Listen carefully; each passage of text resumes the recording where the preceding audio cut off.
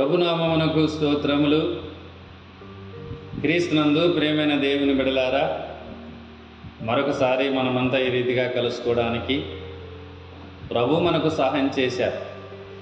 అందును బట్టి ప్రభునకు స్తోత్రాలు చెబుతూ ఈ సమయంలో ఒక వాక్య భాగాన్ని మనం ధ్యానం చేద్దాం. అపోస్తులైన పౌలు గారు రోమిలకు రాసిన పత్రిక భాగంలో 8వ అధ్యాయము 32వ వచనాన్ని చదువుతాను. తన సొంత కుమారుని అనుగ్రహించుటకు వెనుతీయక మనందరి కొరకు ఆయనను అప్పగించినవాడు ఆయనతో పాటు సమస్తమును మనకెందుకు అనుగ్రహింపడు. దేవుని బిడలారా, ప్రభు అయిన క్రీస్తు వారిని తండ్రి అయిన దేవుడు మన కొరకు సిలువకు అప్పగించటంలో వెనకంజ వేయలేదంట. అలాంటప్పుడు మన అవసరతలు, కొదవలు, సమస్యలు, బలహీనతలు, అప్పులు అన్నిటిని కూడా ఎందుకు తీర్చాడు?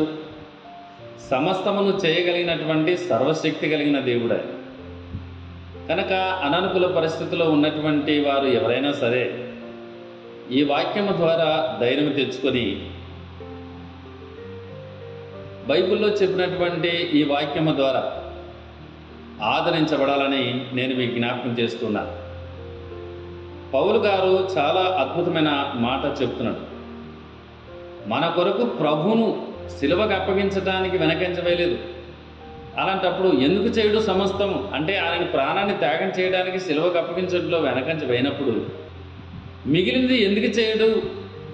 సమస్తం చేయగలిగిన సమర్థుడు ఆయన.